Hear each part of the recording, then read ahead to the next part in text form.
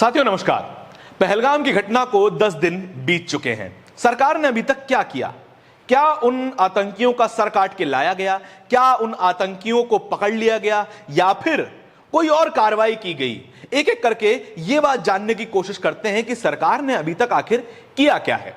सरकार का पहला काम उन्होंने यह किया कि सिंधु जल समझौते को सस्पेंड कर दिया गया, रद्द नहीं किया गया, सस्पेंड कर दिया गया। कहा गया कि हमारे हिस्से में जो पानी है हम उसका भरपूर इस्तेमाल करेंगे, लेकिन क्या हमारे पास पाकिस्तान को जाने वाले पानी को रोकने की कोई व्यवस्था है?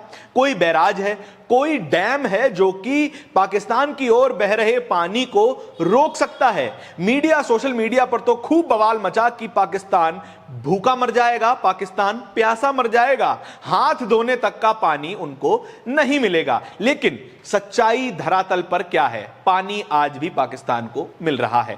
पानी पर कोई रोक नहीं लगाई जा सकी है और ना ही पानी के भंडारण की कोई व्यवस्था की जा चुकी है। अगर आज हम पानी के भंडारण की व्यवस्था शुरू करते हैं तो लगभग 5 से 10 साल का समय लग जाएगा उस पानी को रोकने के लिए। सरकार का काम नंबर 2, पाकिस्तान के क्रिकेटर्स, पाकिस्तान के टीवी एक्टर्स का इंस्टाग्राम अकाउंट ब्लॉक कर देना, पाकिस्तान के न्यूज चैनल्स को इंडिया में बैन कर देना। करीब 16 अकाउंट्स, यूट्यूब और इंस्टाग्राम अकाउंट्स भारत में बैन कर दिए गए हैं, जिसमें शमा टीवी एक है, जिसमें शोएब अख्तर, गेंदबाज शोएब अख्तर का यूट्यूब अकाउंट है, और वो तमाम चैनल हैं जो कि पाकिस्तान से ऑपरेट करते हैं, भारत में भी प्रसारित किए जाते हैं। उन तमाम टीवी चैनल्स और सोशल मीडिया अकाउंट्स को सस्पेंड कर दिया गया है। इससे पाकिस्तान पर असर क्या पड़ेगा? पाकिस्तानी तमाम सोशल मीडिया हैंडल्स की ऑडियंस तो पाकिस्तान में ही है, इंडिया में कुछ % ऑडियंस होगी, उससे ज्यादा फर्क पड़ने वाला नहीं है। क्या ये इंस्टाग्राम और यूट्यूब अकाउंट्स को बैन कर देने से कश्मीर में और भारत के खिलाफ चल रहे आतंकवाद में कोई कमी आ जाएगी? क्या आतंकवादी इससे सरेंडर कर देंगे? क्या ये आतंकवादी अपने बिलों में जो छुपे बैठे हैं वे बाहर आकर सेना के सामने अपने हथियार डाल देंगे? शायद अगर ऐसा होता हो तो तमाम चैनल्स को बैन कर दीजिए, तमाम पाकिस्तानी चैनल्स को और सोशल मीडिया अकाउंट्स को बैन कर दीजिए। सरकार का काम नंबर 3, भारत में जो भी इस पहलगाम हमले से जुड़े सवाल सरकार से पूछ रहे हैं उन तमाम लोगों के ऊपर एक एक करके FIR दर्ज की जा रही है।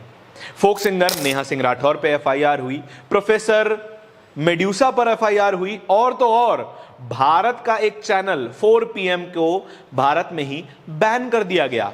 वो इसलिए क्योंकि वे सवाल ज्यादा पूछ रहे थे। शायद सरकार जो है वो डिस्ट्रैक्टेड फील कर रही होगी, इसलिए उन सभी के खिलाफ FIR हुई, चैनल बैन कर दिए गए।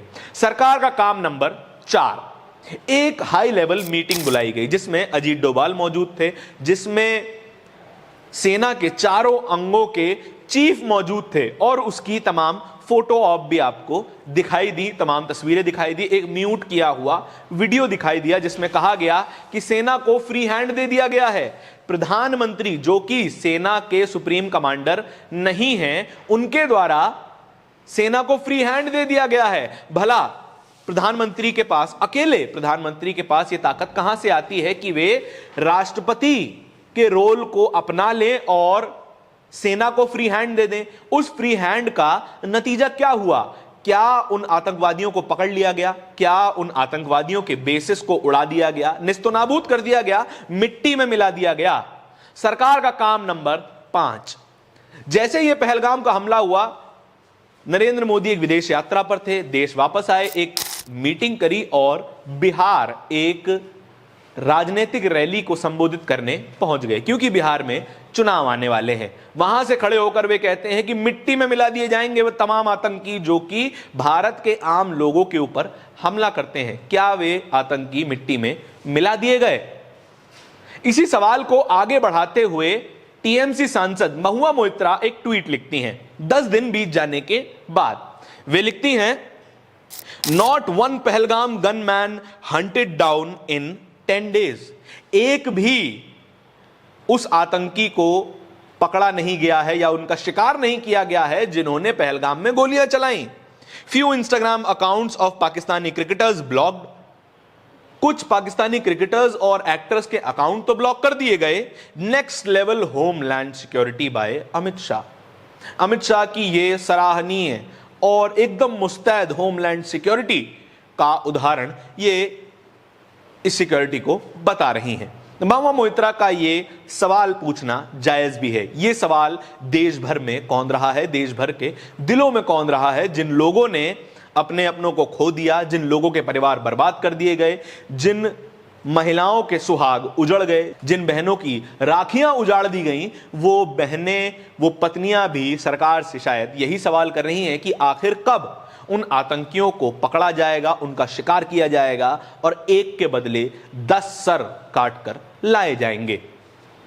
यह सवाल पूछना ही इस देश में अपराध हो जाता है, क्योंकि नरेंद्र मोदी खुद को अब शायद देश समझ बैठे हैं कि देश से सवाल करेंगे तो फिर आप देशद्रोही कहलाए जाएंगे।